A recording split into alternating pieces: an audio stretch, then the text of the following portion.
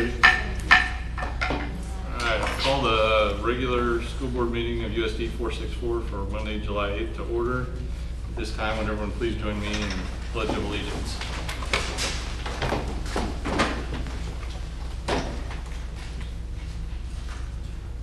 I pledge allegiance to the flag of the United States of America and to the republic for which it stands, one nation, under God, indivisible, with liberty and justice for all.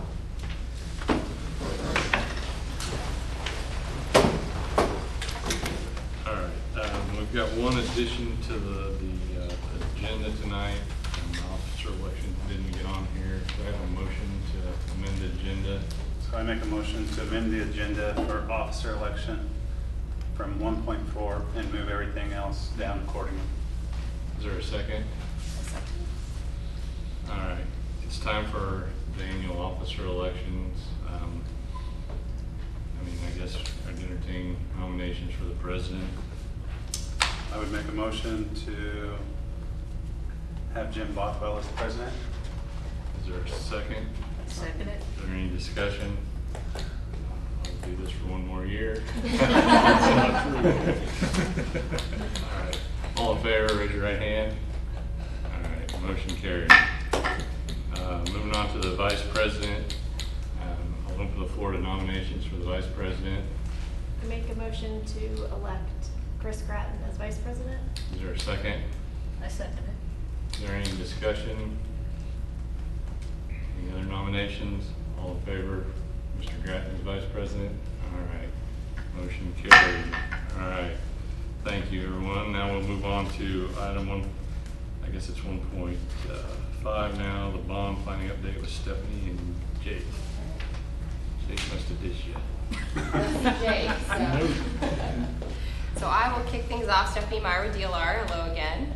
Just quickly wanted to provide an update from the district perspective, and then I'll let the Vote Yes folks weigh in on that side of it. So you all should have at your place just these little rec cards that are going to be kind of a quick FAQ with information about the bond. They actually attach to these kiosk boards that we have, and they will go into every school.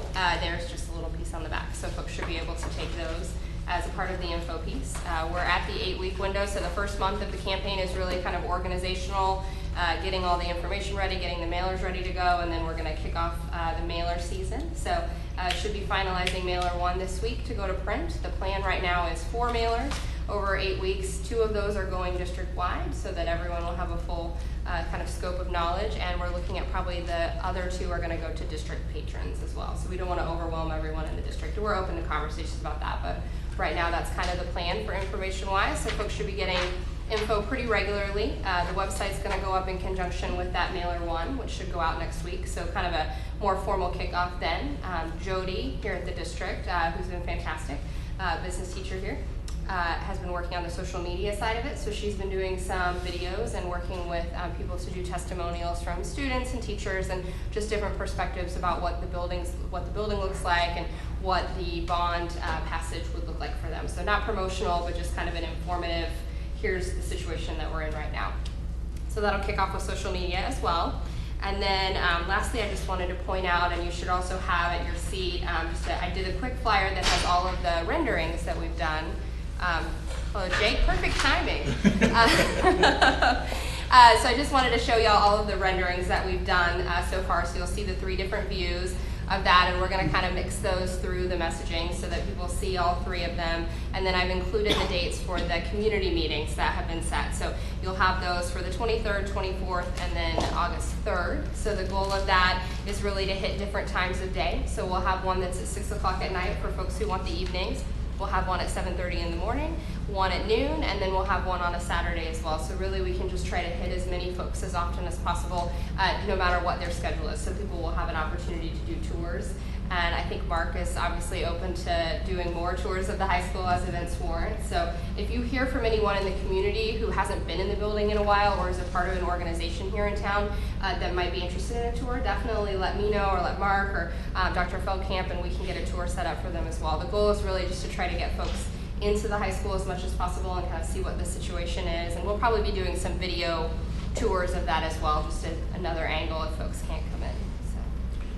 So. to piggyback on the topic, we are on the consent agenda tomorrow Perfect. for the formal bond approval for state aid.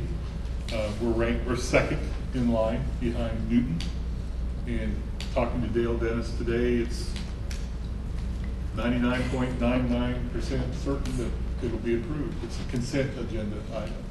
So That's perfect. we'll be able to say we're officially. Yes, and that falls perfectly in line, so they can get official approval this week and then start the informational campaign with the mailers and social next week as well. So it's perfect timing. Great. It's And like we also, planned. Stephanie has done a great job of keeping us on task with threatening emails and I really appreciate the fact that you keep us moving along and just asking, are we doing these things, or have we set up other meetings, have we done this and that, kind of put the pressure on us a little bit. My pleasure. It's I'll good. keep it up. Yeah, they get a lot of emails from me, so sorry. No, it's good stuff. Good, all right. Well, if there are no questions from the district side, I will go ahead and turn it over to Jake with the vote yes. Come on up. Yeah, thank you guys. Thank you. Good evening. Apologies for the rush job. I thought it was at 7, so I didn't even put socks on, which is kind of odd because my shoes are kind of transparent. So thank you for having us. Todd Geiger here has joined us this evening. So we've been meeting together as a Vote Yes group. We went with the name Tongi Strong to lead the campaign on our side, and we've met probably officially about 4 times over the course of the last month and a half, 2 months. We've set up 5 different subcommittees, including Information Central, which is sort of the social media and an information outreach subcommittee. We have a Speakers Bureau, which will feature not just speakers at events to talk to patrons about the Vote Yes campaign, but also identify places where those speakers can go. We have a voter registration subcommittee that is working on getting people registered to vote, as well as keeping track of people that are confirmed yeses. And we have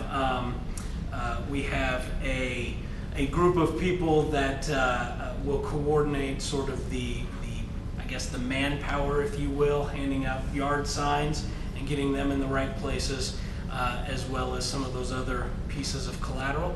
And then we have our Ways and Means group, which Todd chairs for us, which is working to raise some funds for our marketing or collateral pieces. So you want to talk a little bit about your subcommittee and your success there? Sounds like we have more work to do with the 4 mailings. That'll be district. You don't have to pay for those. I was nervous. But we also are putting together shirts that we feel could be good for future passes campaign with Tongi Strong on the front, with our community. Our kids, our future is sort of a slogan on the back side of it, and hashtag Tongi Strong. Everybody loves their hashtags. We will be dishing those out through the core group of the Vote Yes side, and as well as offering those to the public as sort of a fundraiser as well, sort of a self-fulfilling fundraising. And that's information that will be going out probably later tonight on our Facebook page. We utilized a Facebook page that we had set up back when the district was seeking to increase the local option budget. We had developed a web page or a Facebook page then, and had changed it to Tonganoxie School News. So it had almost 500 likes already on that page. So we transitioned that over so that we already had a few hundred of already captive people. So the new name is Tongi Strong. Facebook finally gave in and changed the name of the page officially. So we're good to go there. And I think overall the response has been positive. We have heard anecdotally some people in the community that are maybe misinformed on some topics or issues, but overall I think the response has been positive.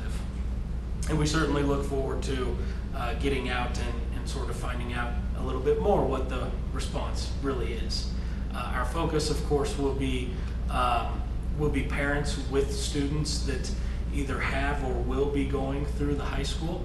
And I think we all kind of agree and think that yard signs don't win bonds, they don't pass bonds, but the outreach and the grassroots effort does. So that's what we're trying to focus on and build the yeses and get those people to the polls, or not to the polls, but to return their yes votes in time. So, anything to add?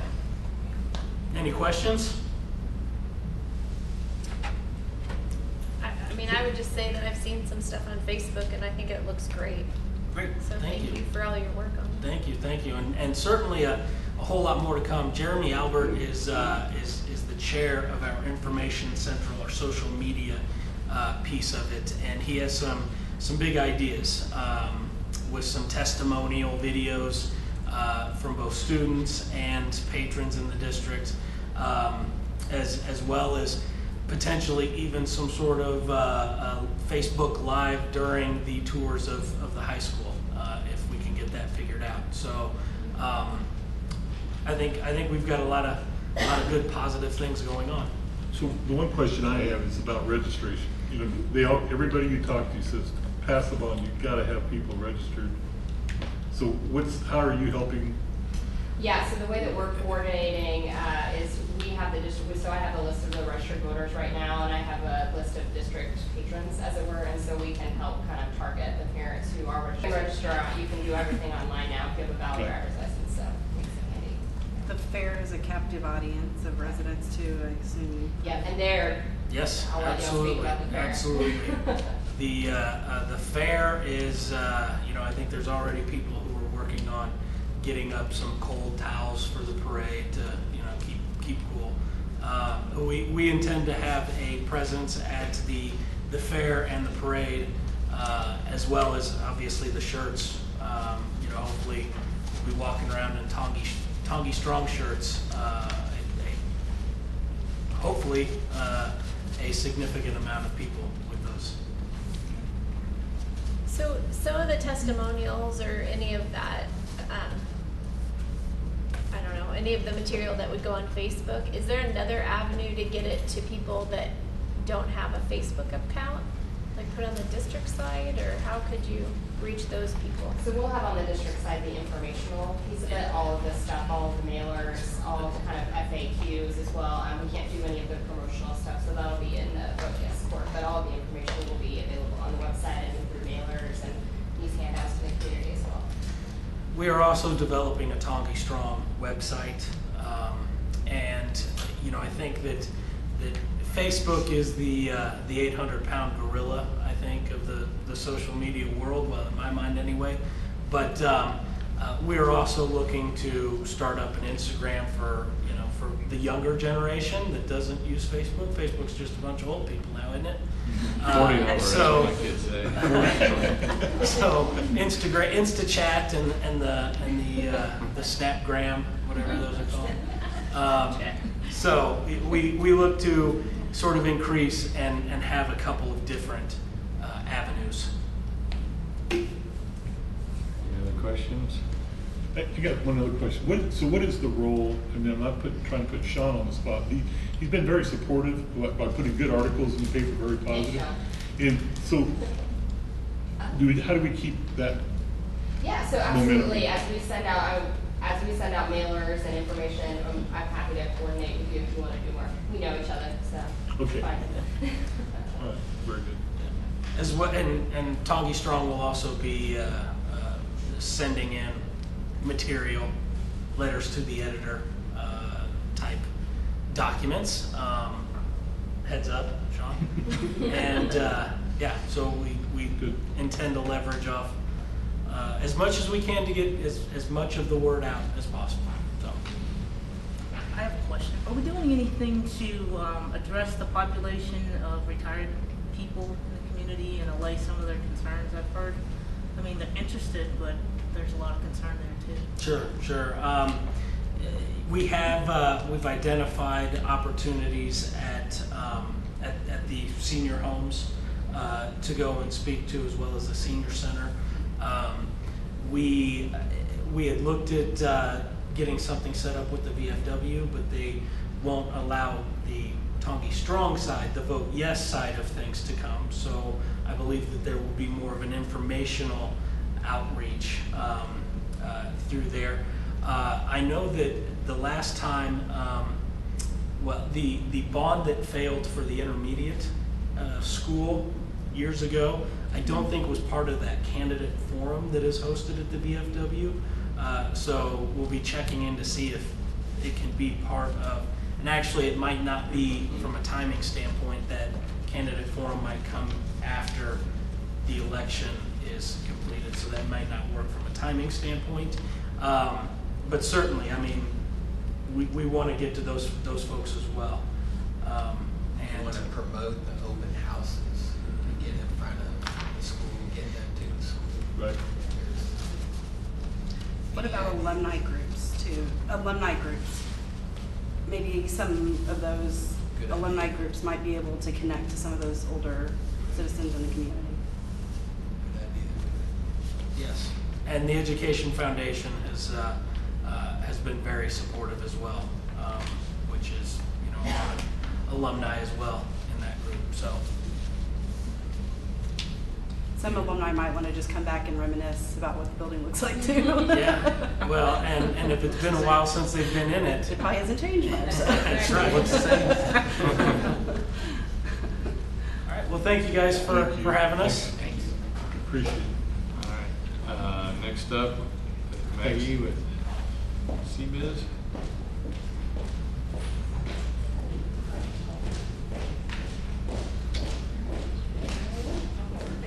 Good evening. I am Maggie Knudsen with CBiz.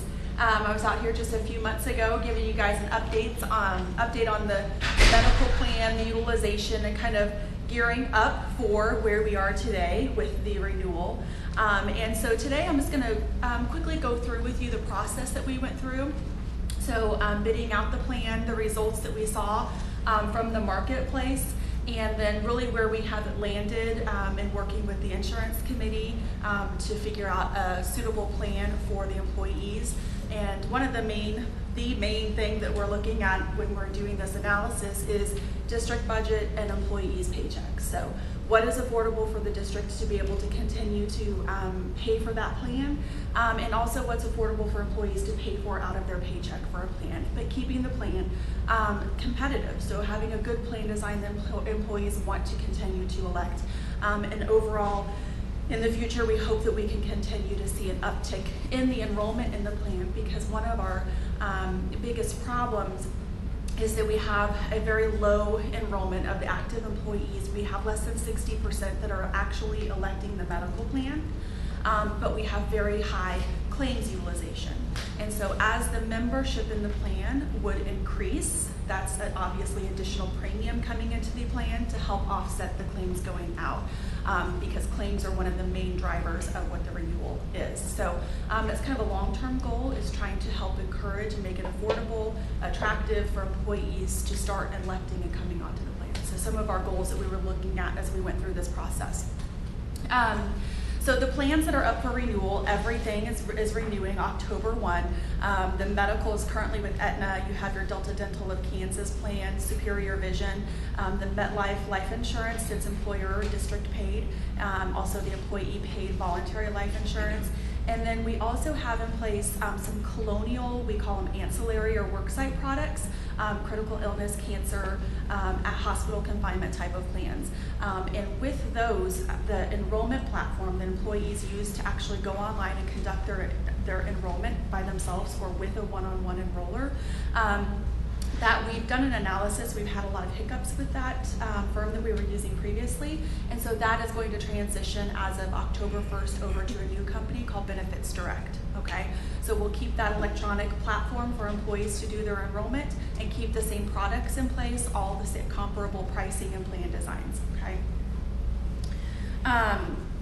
One of the first things, as I was talking about, is claims experience. This is the #1 driver of a renewal of any medical plan. And so what we look at is how many, with every dollar going in to pay premium, how much is going out to claims, okay? So currently, for the time frame that was used for the renewal, for the marketing of the plan, we are looking at claims from March of 2018 through February of 2019.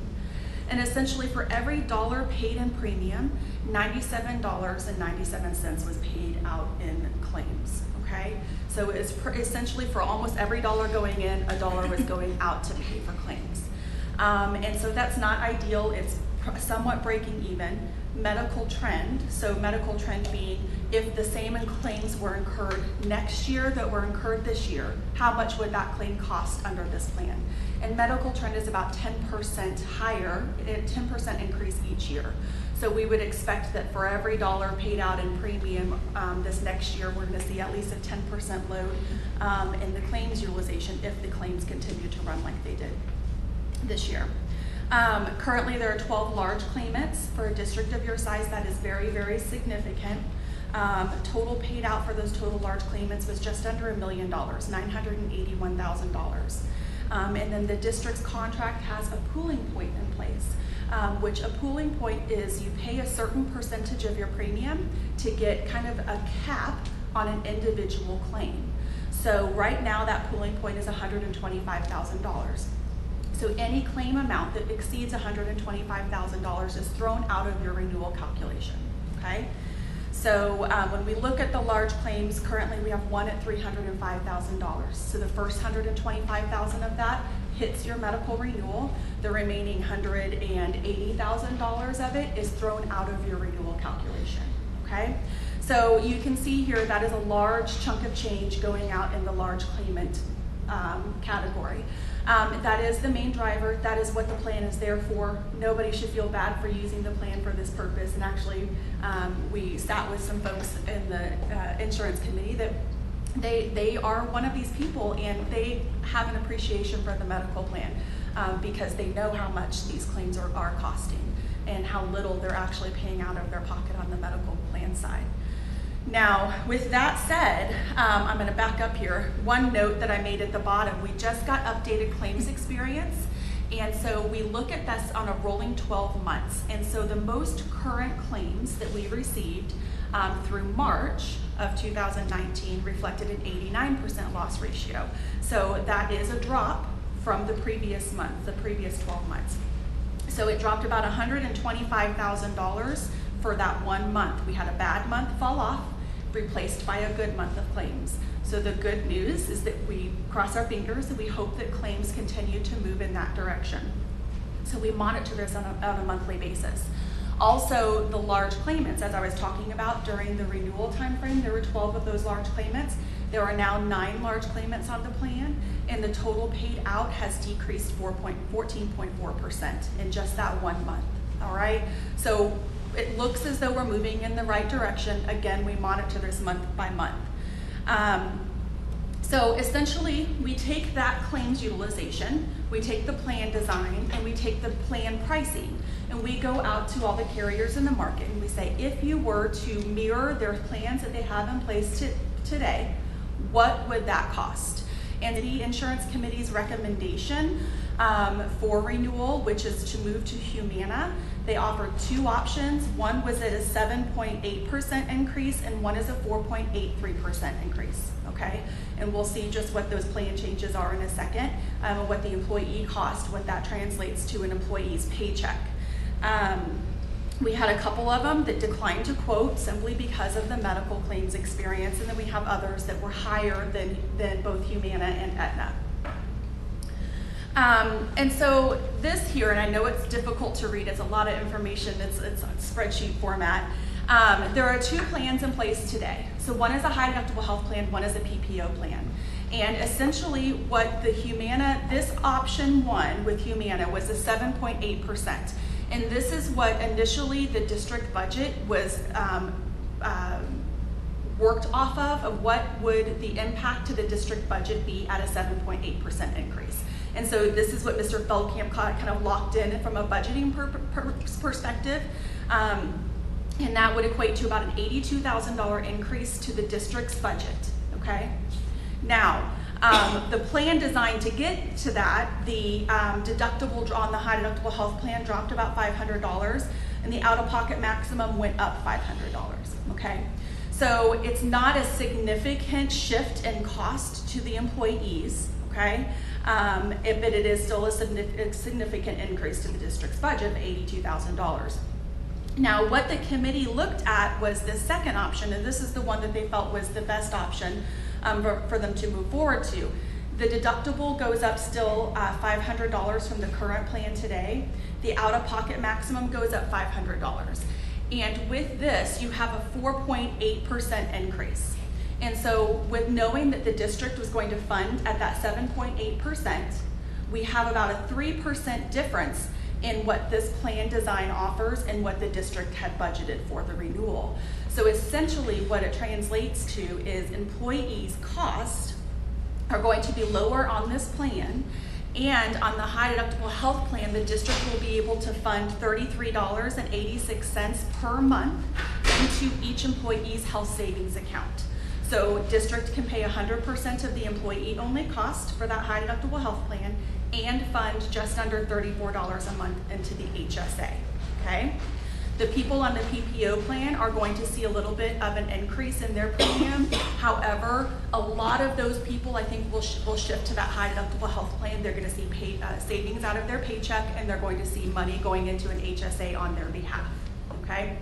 And so essentially where that out-of-pocket or that deductible is going up $500, the district is funding almost $400 into that person's HSA.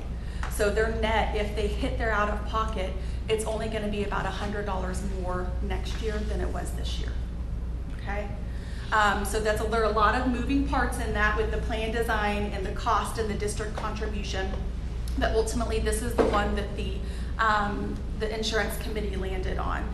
We also will now implement it's called special family premium for those people who have 2 employees working in the district and they have family coverage. They now can enroll under one family plan, and the district will contribute twice toward that family premium. Financially, it makes more sense doing that than it does for them to be enrolled on 2 separate, one doing employee children and one doing employee only, okay? So we worked through that calculation, and that'll benefit those people who have both spouses working for the district. Any questions on the actual plan design or the cost of those plans? Are we going to be offering both plans? Both plans. Mm-hmm.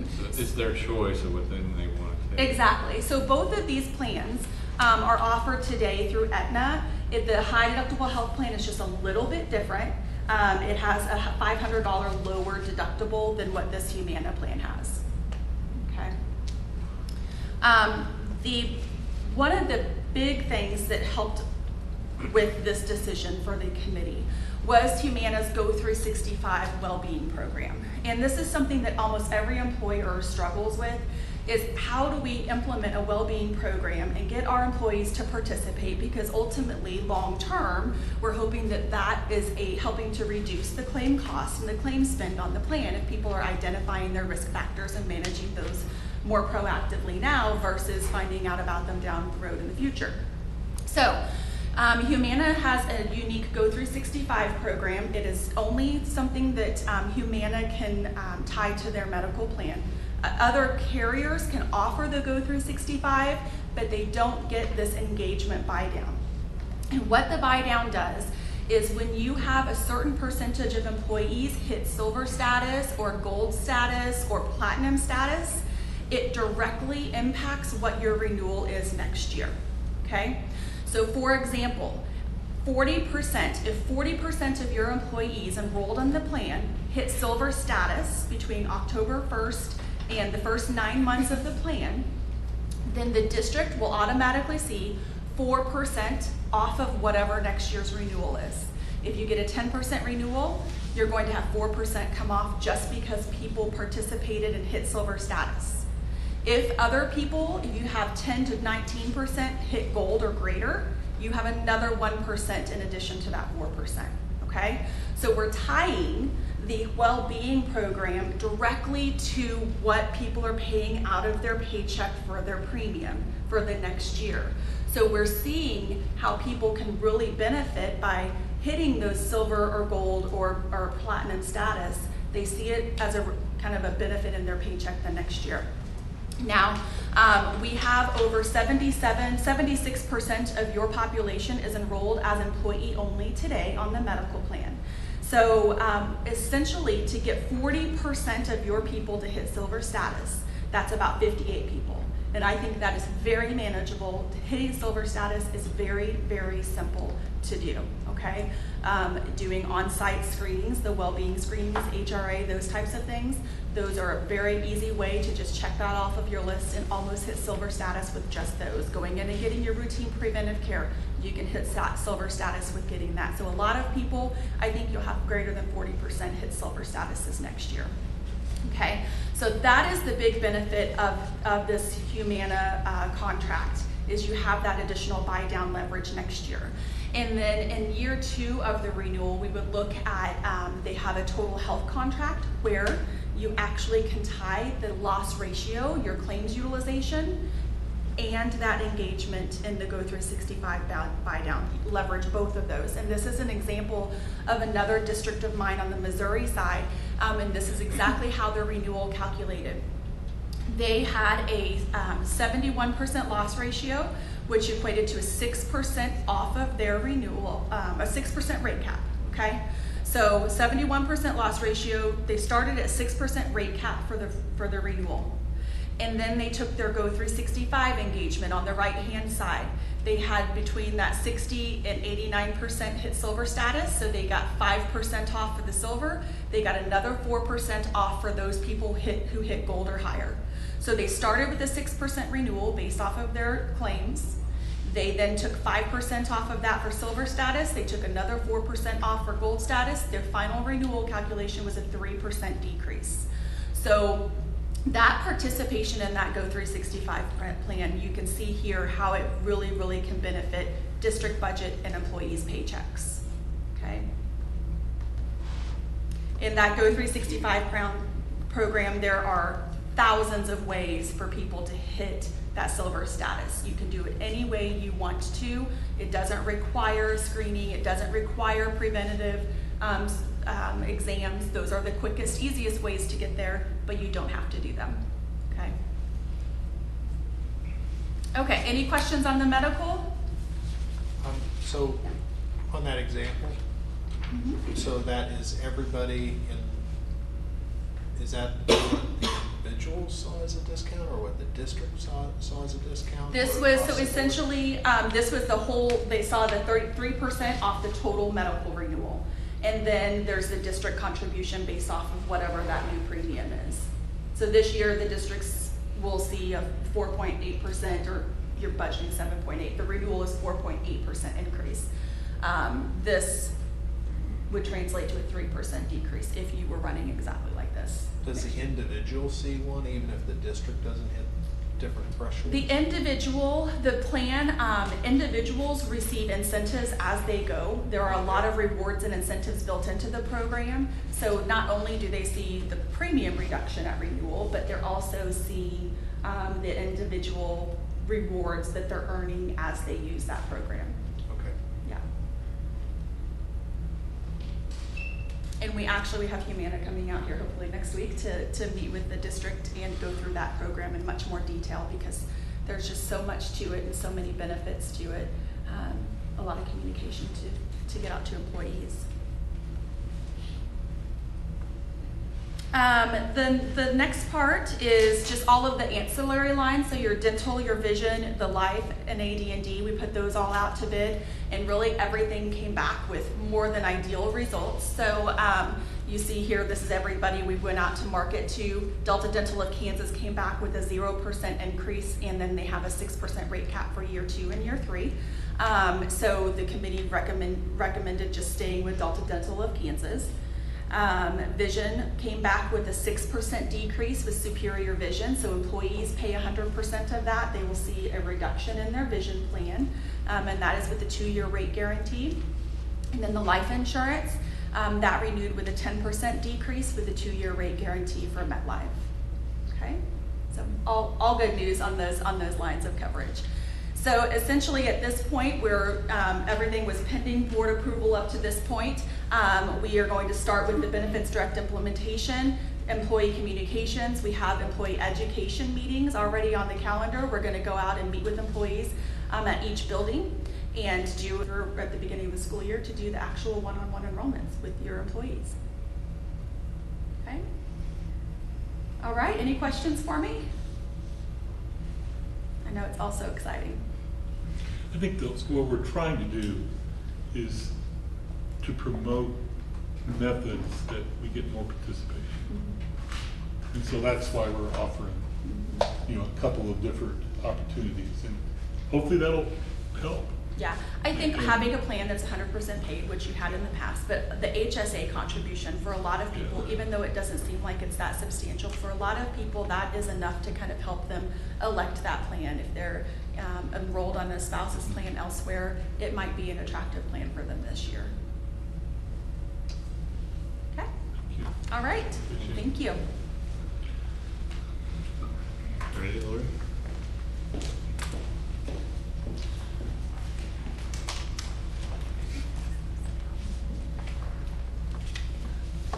Do you need this laptop?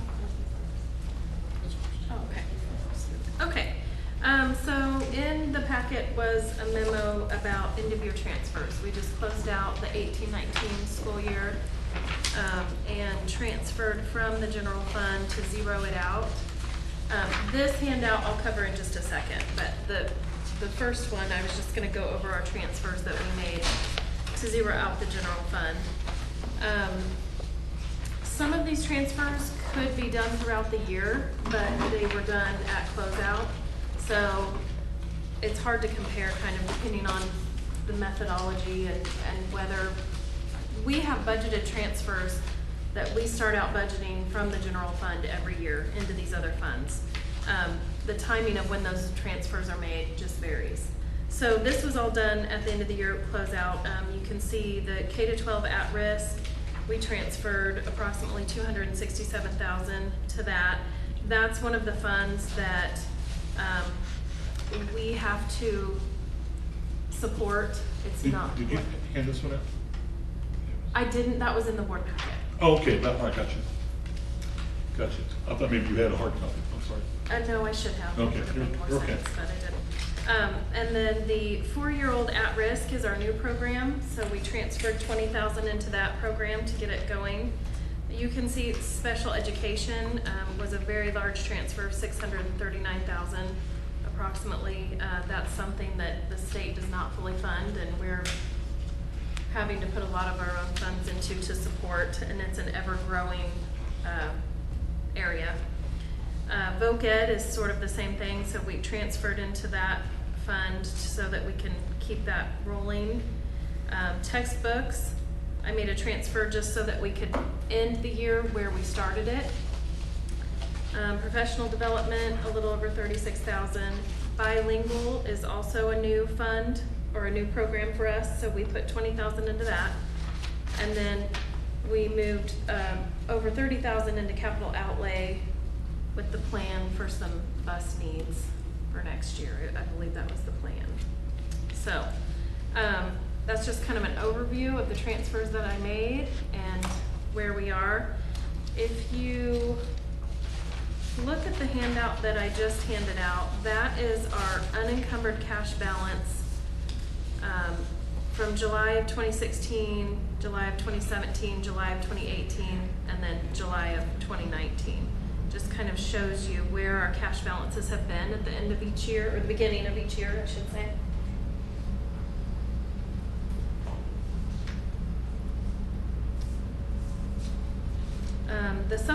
general fund, it kind of yo-yos a little bit, you'll see, but it's pretty stable.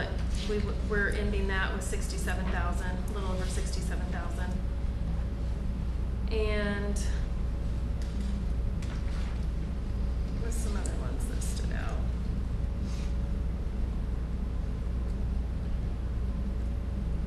You'll see that most everything else remained pretty stable. Our gifts and grants are up. That's partly the turf donations, and we received a large CTE grant, $15,000 grant. I think what I would add to it, as we closed out, our cash balances are in good financial shape. I mean, Yeah. we're in good shape. We felt good about Right. closeout, yeah. Our cash balances are slightly increasing Mhm. each year. Mhm. Not tremendously, but there is a slight increase, which is great news for the school district. Some of our concerns, as Lori mentioned, were special education costs are huge for us. We under budgeted and didn't have the authority. That's why we had to republish this last few weeks. But also the K-12 at risk and the vocational funds, as you mentioned, are always an area that seems like we have to put more of our general fund into. So we feel like we've added some cash balances to all those different levels. So Yeah. I think it's a very good, healthy, year-ending report is how I would describe it. Mhm. Okay, I have a question. So the textbook and student material fund, Mhm. I know that you said you made it the same balance it was in previous years, but would we see that decreasing, the amount of money that we would need because all of the schools are going to be That's a are good on question, Chromebooks? and Tanya can help me with that. The answer is no, because we're buying software and licenses now. Oh, so rather that than- comes out of there. So Mhm. instead of textbook, it could be renamed, so Yes. it's a little more. Well, it's still online textbooks. You Yeah. still have to pay, those companies still have to make their money, so instead of charging us for the physical, they're charging us for the License. online license. License. But I wonder, well, You would think that you're not buying 500 books for high school math or something like yeah, that. I'm just wondering, I mean, I don't know, maybe nobody pays that This much is attention. the we- state, actually, that's the name of the fund with the Oh, the state. state names it, Mhm. okay. Yeah, so Well, I'm it's not not. gonna take it up. You can if you It's want. perfect. But things went well as we closed out. Yeah, I felt good about it. I was very comfortable with the balances in each of the funds, and So the growth, 2/3 of the growth is in that bond and interest number, line fund number 62. Is that what I'm seeing? yes. 2 out of the 3 since 2016. And that is not something that I transfer to. So that was my other question. So how fungible is this between, or what if you were to draw a line and say, hey, this can't move out of this line item into any other line items? Is that one of those that can't move, or? Right, so really the only funds that we can transfer out of are the general fund and the supplemental general fund. Okay. A lot of our funding for some of these other programs are transferred out of our general fund. Okay, so To that's help the one you support them. zero out, and then you're allocating it down. Yep, and so we have to zero out the general fund at the end of every year. Okay. So that's, Right. Bond and interest just comes straight from the mill levies for the bond. Right. I think one other thing you didn't mention, which was good news, is we were able to make a double payment on our train contract. That was a we goal made of an ours. extra payment on the train contract, yes. Try to get that off of our books as quick as possible. And I wasn't sure we were going to be able to do it in March, but man, I'm glad we have. So that's a good sign. Yep. Any further questions for Lori? Anyone? We had a day-long budget workshop and continue to learn more about this process. So, we do. Thanks. All right, thank you, Lori. With that, we'll move on to the consent agenda. Is there a motion to approve the consent agenda? I make a motion to approve the consent agenda. Is there a second? I seconded it. All in favor, raise your right hand. All right, motion carried. Move on to, sorry, here. The lives and patron comments. So we had no patron comments, I assume. All right, reports. Superintendent reports. Okay, my first one is the turf project, and as you can tell by the steady work that's been going on down there, they're in, talking to the construction manager and the owner, they're definitely on target to finish up here by the end of July. They've got all the rock in, so as soon as they get that area around the high jump pit where they want it, I'm assuming they'll be back tomorrow to finish that all up. And then they stabilize their rock. The next process is the turf. I mean, that's how close we are. So it's getting really close. I haven't heard where they're at exactly when the turf is going to arrive, but it's within days, actually.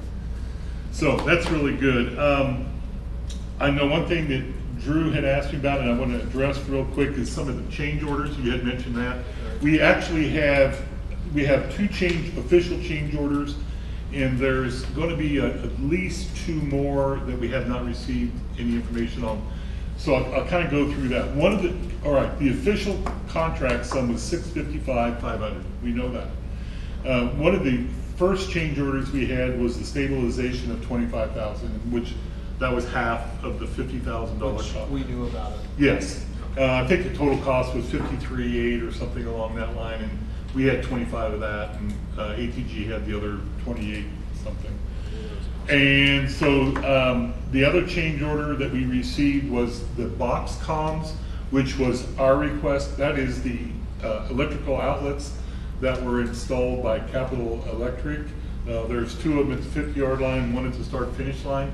Total cost of that was $2,400.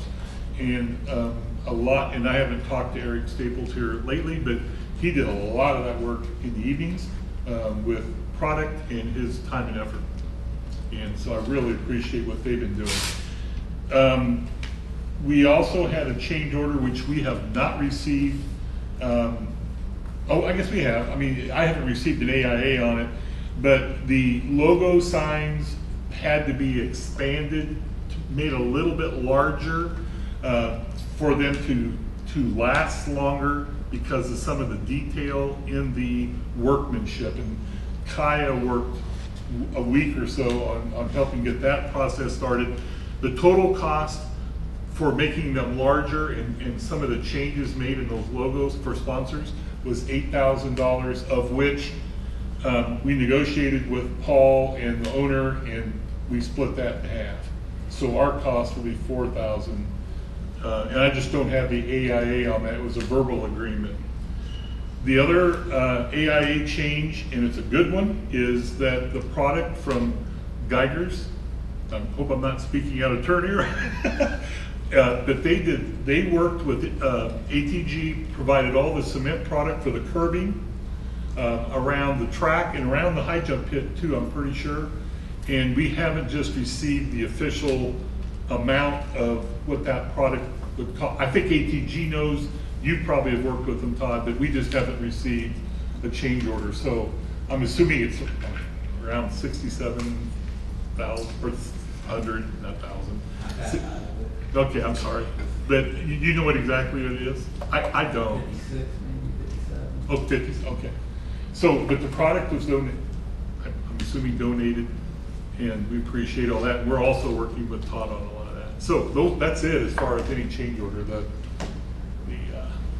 We're getting credit on that, off the 655 for the concrete. Yes. That's what he's saying. So Yes. we have a couple of items increasing. but They we- will decrease We also that. have an offset. Okay, so that's a credit, that's a Mhm.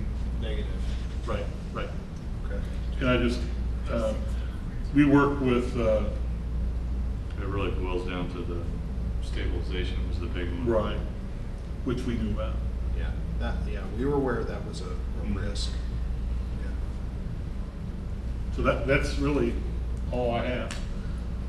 I think it's gone smoothly. They've been great to work with, seem very professional. There was a couple of hiccups with cutting the line, Capital Electric came back in and fixed that. But otherwise, they seem to be pretty pleased with the process. Cut a line. It was electrical, which one it was. Yeah, they had put in,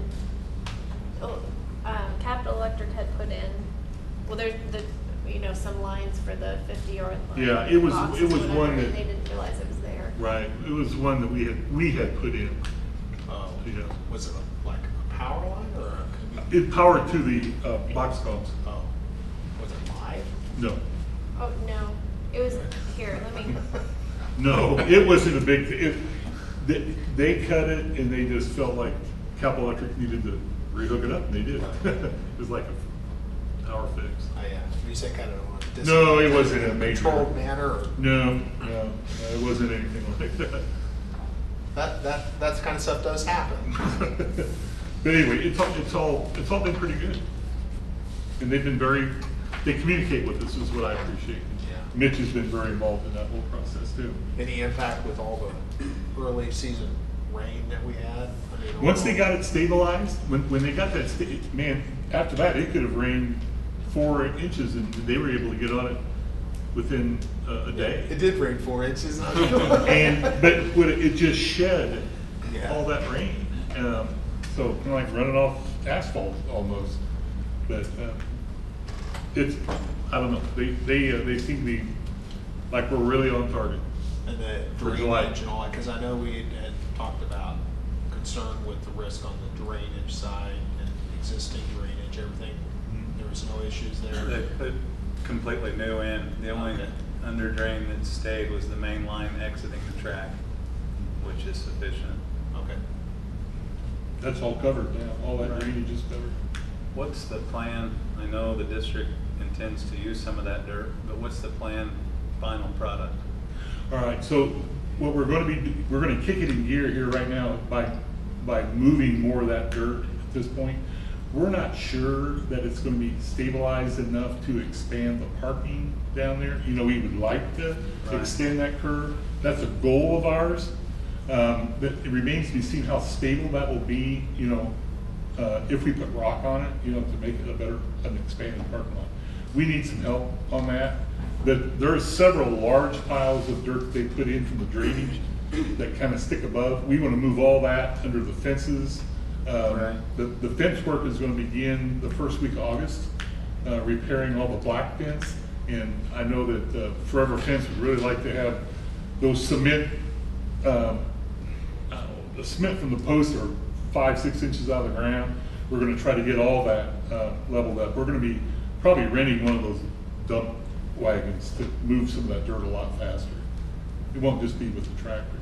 Well, I know it was a pretty brief discussion, but I don't want to put words in Paul's mouth, but I would think before they move their dozer out would be a good opportunity to ask him to grade that, because I think he would do that. Yeah, we even talked about doing something down at the soccer field. We just don't know how feasible that is. And they said they would help with that too if we decided to do some recrowning down there at the soccer field. But that's going to change all the sprinkler heads and a lot of that.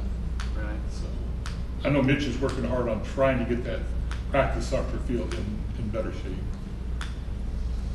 So what's the target finish date? End of July. End of July. Okay. That's what I was told.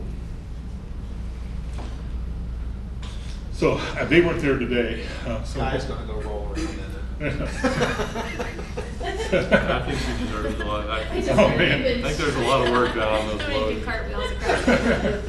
I think there's a lot of work done on those logos that I know you did a tremendous amount of time on that, so thank you. Oh, Well, it was very important to Kaya that each of the sponsors were satisfied with their logos, their colors, their drawings, their renditions, and you met with all of them and got their approval. You didn't, I mean, it wasn't like we Well, assumed not they all- would like them. Everyone but a few that I checked with several times and got written confirmation Yeah. that they were fine not meeting, so. So are they inlaid like we've seen? What? Are they inlaid? Mhm. Yes. They are inlaid. Yeah. So they're made out of, I don't know how, I mean, I now feel like I could run a turf company, but maybe not. But I don't know how much detail you want, but actually they make every portion of those logos are made out of the actual turf color that is in that logo. So what they do is they cut them out. So like, let's use Dan Lynch's logo. It'll be 25 foot wide by 10 foot high. And so like the Lynch will be cut out, and then they have a house, right? So that'll be cut out. So they cut it all out, then they hand sew it together at the factory, and then they glue it. And then when they go through that process, like this week at some point, they'll send pictures to us of it at the factory to make sure it's fine. And then actually the first truck of turf that will come, so the field comes in the first truck, and then they lay that down, then they cut out, and the second truck comes with the sponsor logos and the hashtag, like all the lines and everything, and then they fill that in. But the sponsor logos are 15 feet by 10 feet, right? 15 minutes. Yeah, and they, but anyway, so we just wanted to make sure that all, like the color blue was the right color blue of their logo, and that they approved it and all of that, but it's kind of it's an intricate process about how they put it together. The turf is actually the color, it's not like coated Right. with the coloring to make it that color. Right, yep, it's actually the color of, it's the whole fiber is red if there's red, and the whole fiber is blue when there's blue. So it's not like, it'll wear, it will stand the test of time because it's Right. not overlaid, right? Yeah, but it's kind of exciting. No, it is. The one thing they were struggling with was the detail, the high detail. And so we just weren't able to do some of the mascots, for example, of like First State Bank has that Indian head, highly detailed. And they just couldn't guarantee that it would last or wouldn't shed over time. So we just weren't able to put it in. And so that had to be approved. Yeah, through the- every detail on the sponsor logo has to be 3 inches. Like in person, it has to be 3 inches or greater, like in person. So if you're putting a mascot together that's detailed, like even the chieftain, every portion of that has to be 3 inches or greater for them to hand stitch it in and for it to last. We feel pretty good about it. Yeah.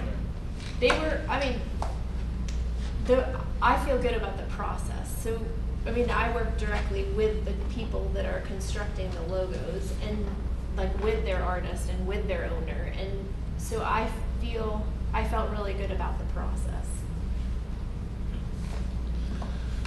Okay, thank you. All right, we'll talk about negotiations later this evening, but we feel like we're ready to get started. With all the pieces have come together with budget, health insurance, and staffing, and all the things that we needed to do. Audra's done a nice job getting a lot of that information ready for the school district so that we can get started. And actually, our first meeting is scheduled for Thursday, July 11th, 6 p.m. in the West Campus Library. And I know Jim and Chris have represented the board. We're hoping that we're on schedule for that. Summer projects, very pleased with the progress that our crews are making along with the help of Pearzone. I'm so pleased with their assistance in training and helping our staff reach higher expectations with flooring, cleaning methods, the whole process. It's been very, very, I think it's been rewarding, and I think we're seeing more pride in being taken by some of our custodial crews in refinishing flooring.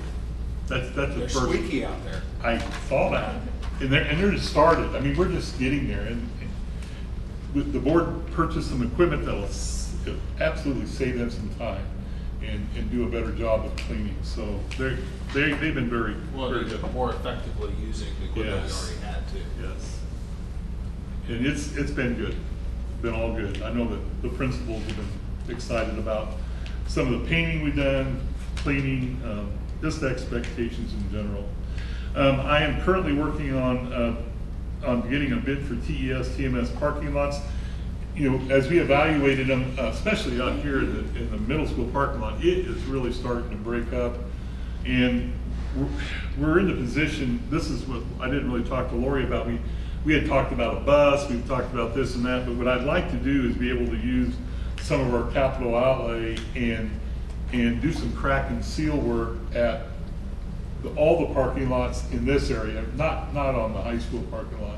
That wouldn't be, I just don't want to spend money at that point if that all gets changed by the bond, but definitely in the 3 parking lots here.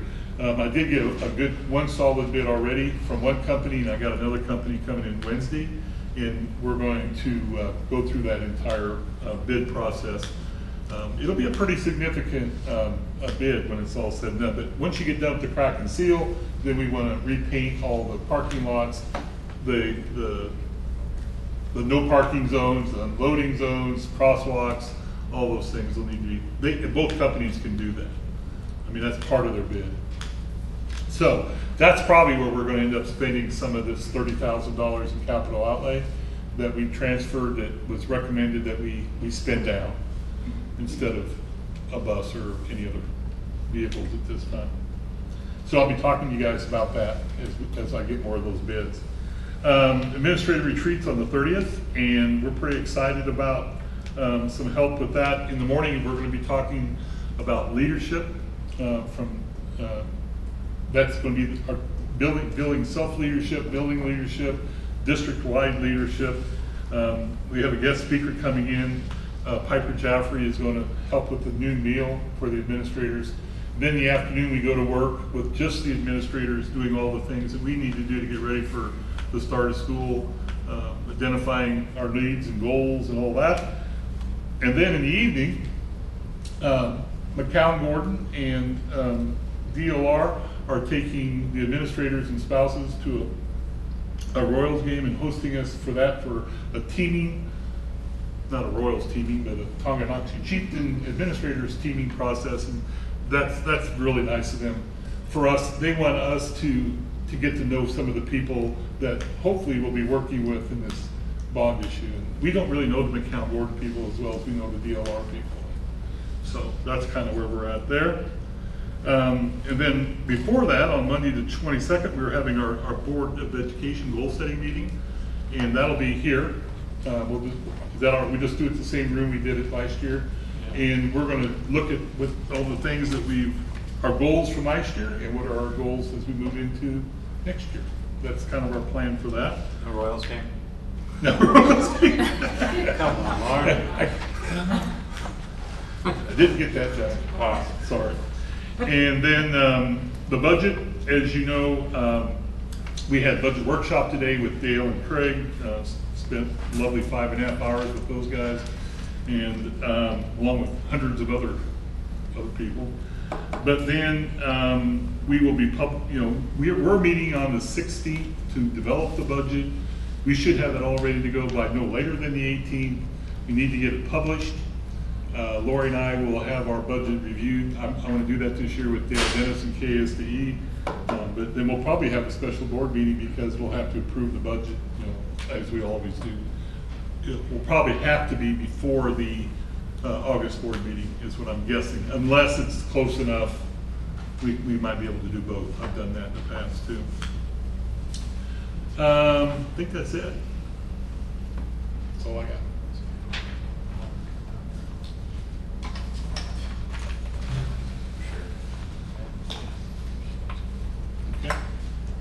Move on to the next item, Assistant Superintendent report. All right, I've got some information on enrollment for you. Currently, online enrollment is open and should be functioning well. I have not heard any glitches or issues. So we do have that new 4-year-old at-risk preschool program. So we are asking those folks to come in and enroll in person on that Wednesday, August 7th. We're having the kindergarten and the 4-year-old preschool at that point. That way we can give them some special paperwork, give them a tour if they need. Jill Rogers will be our teacher for the 4-year-old preschool. And I think last I heard we had 26 enrolled for that. So that is great. We had applied for up to 40, but I think that's a lot of kids to start with our first year, so I think 26 will do just fine. And we do get funding for those students, just like we would our other students, only they're funded at a half. So if we have 26 kids, we'll be funded for 13. Otherwise, online enrollment is open and ready to go, and we are ready for parents to start completing their information online. And if they're not able to do those online, we do have those dates and times, Monday, August 5th, Tuesday, August 6th, that all the buildings will be open for folks to come in, and then that Wednesday, August 7th, just for kindergarten and 4-year-old preschool. We do have the back to school schedule updated and ready to go for staff. We have new teacher orientation, August 8th and 9th. I can't believe we're talking about that already. Our big all staff orientation where we have the breakfast, that will be August 12th. We have professional development on the 13th, teacher workday, and then first day of school is that half day for grades 1 through 9. That's on August 15th, and then the 16th is everybody else, starting grades 1 through 12 anyway. We start kindergarten and the 4-year-old preschool a little bit later, so that we ease those kids in. So we're ready to roll, ready to get school going after another brief break for July. That 12th date is open to the board members if they want to attend that? Yes, as that well? all staff orientation, I'll send you more information on that, about what time, and Jim will have you give just a brief welcome again. I might delegate that. I have you penciled in for that so far, but yes, please come August 12th if you're free and you want a good breakfast. First State Bank always so generously provides that for us. It's a fabulous breakfast. Come and enjoy and kick off the year with our staff. I have a question about summer school. So in talking with some parents about summer school, they said their kids were able to quiz out of it after just a few days of being there, which I guess concerns me a little bit if a student failed a class and then after just a few days of work they're able to finish. Right. Normally during a school year, and you know how it works, you have assignments and tests, and that goes into your total grade. What our credit recovery program does, and this is just at the high school for right now, we use the Fuel Ed program, which is that online virtual program, and how it's set up for credit recovery is the first day there, the student takes an exam, and that determines the whole course of what they know. So they take an exam, and if they already know the content, then we're not asking them to repeat it. So they were able to go through and take the core content test, and if they were able to pass that, then they would receive credit for that class. Now, it could be during the school year that maybe they just didn't bother to do assignments. And that's going to be my next question, I guess, is that obviously they learned something during the school year. I mean, they obviously were able to obtain that information. Mm-hmm. So what's the next step for those kids then who obviously had some issue just getting the work done? Is there a step now that we look at those kids and say, okay, obviously that kid was capable of completing this class and getting a passing grade.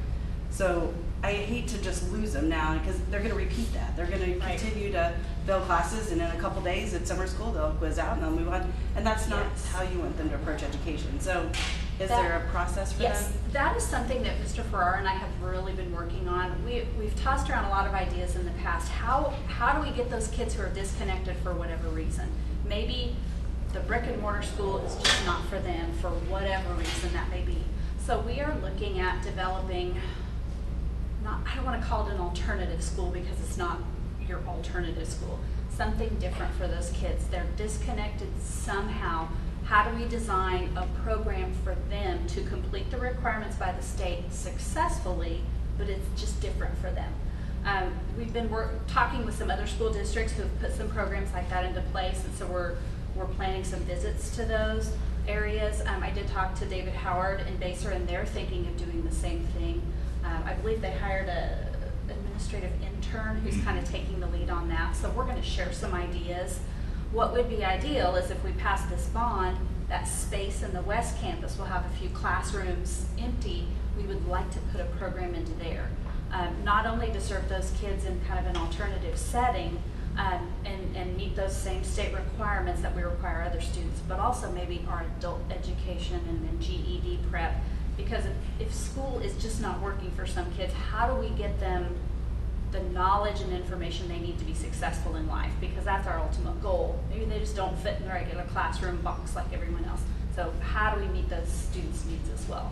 And could it be that maybe the school would work for them if they felt more of a connection to the school? And is it possible to have someone assigned to them, almost like an advisor that you would have at college that's always checking in on you, that you would have, and they do that a little bit with the middle school, I think, with the kind of the program that The they have. warrior. Yeah. And that's how we're planning to revamp. That it used to be called AAA time, now it's homeroom. They have that teacher, that connection. We're still kind of tweaking how that's designed, because the way we had our schedule this last year, the red and white, it was a little bit different. So we're going back to the Monday and then Wednesday, Friday, Tuesday, Thursday schedule, so that we have that more of a designated homeroom time where those teachers are supposed to connect with those students. Some teachers did it better than others, but we're developing that framework to put that into place so that they do better connect, more of like a checklist. I know that with my own kids, the teachers they had for that homeroom did check in, because they listed it in their grades, like grades for homeroom. They would check in with them. Do they have their goals? Do they have, you know, their work completed for the week? You know, it was a very good check-in process. So expanding that to be high school wide. In the middle school, like parents would get a message, like my son would send me a message while he was in that class saying what, like if he had a missing assignment or something, he would actually send me a message. Is that also, I mean, is that something that maybe could be implemented and or continued on into the high school, where there's more of a communication too, maybe with the family, that student is then, even though I know parents should check Skyward and keep track, but maybe there's a way to kind of help include the family? Our counselors help design part of that, especially more so at the middle school level. That at the high school level, the counselors are involved in that too, and that's part of that process that we're trying to build that framework and put into place. So there will be some changes. Exactly what it looks like, I don't know that they finished up with that yet. I might be completely off base, but I'm just wondering if it would be, and I mean, it helpful at all as part of that summer program, or what's it called? Summer school. Summer school. To have some type of counselor that is a part of that program. So, because what I'm hearing is that you're talking about some type of work ethic. So you are retaining, I mean, I would say my brother would probably fit in that category. He had no interest in doing his homework, but he always tested better, you know, on state tests than I did. When, you know, just different type of personality. So, but if you had some type of counselor be a part of that, and part of that summer school program was having a conversation with those students, trying to identify what is the problem. Do you have like, I don't know if this is possible, I'm just throwing this out, but I also had a cousin that went through high school and struggled and went to college at Drake and got straight A's the whole entire time, because at that point there was a professor that diagnosed her with a learning disability where she couldn't hear with other people. She couldn't focus on the professor when there was other distracting noise, but if it was one-on-one, she could hear. So she went from a struggling student to a straight A student. So if that was a part of summer school where you had these kids that struggled, but if you could help identify why they were struggling, I don't know. It could That's be, a lot. and our counselors did work in summer school. They're pretty involved with those kids anyway, because they're identified for summer school. They're your traditional kids that throughout the school year have had issues or whatever. So the counselors are pretty involved with them already, but they did work during that summer school time.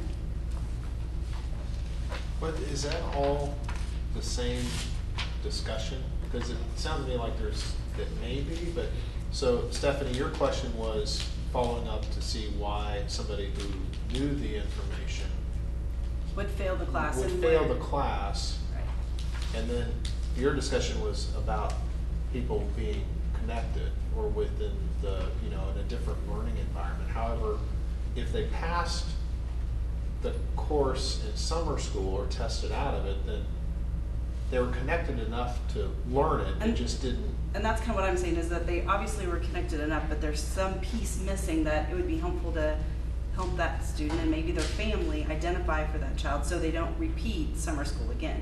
Like they go back to the same next summer, you can probably guarantee that those same kids are going to end up in summer school the following year.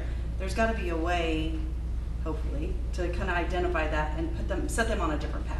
Right, and you know, kind of, it may, because if they're not doing their homework or they're not turning things in, then I'm just trying to connect you know, a different learning environment with that, because that may be an outside thing, like Stephanie said, with regards to support at home or something like that, or when they're not getting the work turned in, and that they may complement each other and there may be some overlap. There's a possibility that they're also, that doesn't fully address, because they, like I said, they're connected enough to pass it. Well, I know there was a lot of communication between teachers, counselors, administrators prior to, so summer school is not a surprise for these Right, kids. right. And we've seen some of the same kids, and they're also the same kids that are in their credit recovery during the school day too.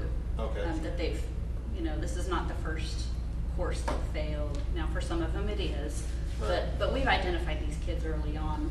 They're the same kids who we've worked with and But then they still, do they, what's the rate at which people test out? So do you have an Not many. Not many, okay. And there's a larger spectrum to it, so they have to take a test for the whole course, and they may master a few of the areas, but maybe not all. So their assignments that get assigned to them to complete their tasks would be on the ones that they did not understand, and maybe they could complete those And quickly, who's or maybe it takes teaching, more time. like, how is that taught to them? Is it on the computer taught to them, or is there an adult providing those? Both. It's FUE-led. This is our last year with FUE-led, so we're moving to Edgenuity, which is buildable and more expansive. But with FUE-led, yes, it's taught on the computer, but it's also set up to where we have teachers with them. So we have a math teacher, we have an English teacher, we have a science teacher who then helps them with areas where they're struggling. I have a question. How many students were identified needing summer school and chose not to attend? A few. I don't know an exact number. I think there was one at the middle school for sure, and I'm not sure at the high school. Maybe a couple. And are we doing something to help them at the beginning of the year? Yeah, we have plans in place where we meet with them and touch base frequently. I thought the discussion was that they'd have to repeat that class. So then, say if they failed the math class, they'd have to take 2, then they would drop an elective and have to repeat that class along with the other math. Is that right? So the student from the middle school, say, whose guardian chose for them not to come to summer school, they both understood that yes, this means you will have to take this course next year. So they'll have to take 2 of either the English or the math, whichever the student failed.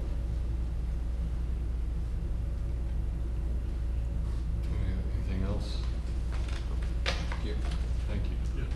Tony on that. With that, we'll move into action items. I think then the action item is the health insurance renewal. Do we just need a general motion to approve the plan that was presented? Is that adequate? This has the health committee's approval. Recommendation, yes. I guess I would just move that the board approve the health insurance renewal as recommended by the health insurance committee as presented tonight. Is there a second? I second. All in favor, raise your right hand. All right, motion carried. Executive session, I just want to, since we're doing the negotiations Thursday, Lauren just has a quick update, so I don't know, Mr. Vice President, you got that? Yep. Convene a short little. I'd make a motion to enter into executive session for 15 minutes. Can we have a little break here? Short break. 5-minute break to discuss matters relating to employer-employee negotiations, whether or not in consultation with the representative or representatives of the body or agency to protect the district's right to the confidentiality of its negotiating position in the public interest. The board invites Tanya Phillips and Lauren Feldkamp to the executive session. 25 after we'll. Sorry, I didn't see it. Alright, call the meeting back to order. Hopefully there's no items of action out of the executive session. Move on to item 8 on the agenda, the general board discussion. And I guess I would just remind everyone of the date we're going to have our. July 23rd, is that right? July 22nd. 22nd, our strategic planning meeting. Tanya will get us more information about August 12th at breakfast if you can make it. I know that teachers really appreciate that. And there may be possibly, as you mentioned, another special meeting if we need to get the budget approved. And we have to look at this parking lot. Some capital outlay items, so we're trying to coordinate some of that. So, you know, it's kind of vacation season, but you might try to at least get 4 people or something together if we can. So, One other thing I'd like to say, August 23rd, we're meeting tomorrow to talk about back to school, pep rally, recognition of the donors, you know, and we'll talk a lot more about that, but that's Friday night, the 23rd. Kind of like last year we had to meet the superintendent night, we're gonna do something very similar with a tent and cookout, fire department, everybody's gonna help with that, and try to get a lot of people there to recognize, you know, the opening of the new facility down there. That'll. Yeah, no, but there's no red, white game this year. The scrimmage is not, they're actually doing the jamboree up in Lansing, so they won't be around. The first game is gonna be a soccer game on the 30th, I think. So, one more things, keep it on your calendar for that. Anybody else have any items for discussion or upcoming things? If not, About the maintenance equipment. Do we got all that? in Yes, possession? perfect, yes. I would say great improvement. The TES has been off the charts. The leadership there with Jeremy has been outstanding. They're buying in, using it, understand it. We're working at the other building levels to have that same buy-in, and that's where we're at. But yes, they're in and working. So tractor. They're mowing. They're going to use the new mower tomorrow, and they want to get that grass a little higher around the curb, and so that's the plan in the morning. Is to start with the finish mower. It'll be the first time we've used it. Oh, they haven't, this out here looks really good. I didn't know, it looked like they. No, that was done. That wasn't with the finish mower. Yeah. Looks good. Along the highway, there's thistles all along there. They sprayed them. Looked like, I and- noticed the other day, they just maybe sprayed them because they No, turned brown all of a sudden. the reason they sprayed them is because they were so thick, and it is the plan to get that all cleaned out and make it look nice. Maybe not with the finish mower, but he bought some other one of equipment. those out a while back. Yeah, we're gonna get there. We're gonna get there. All right, anything else?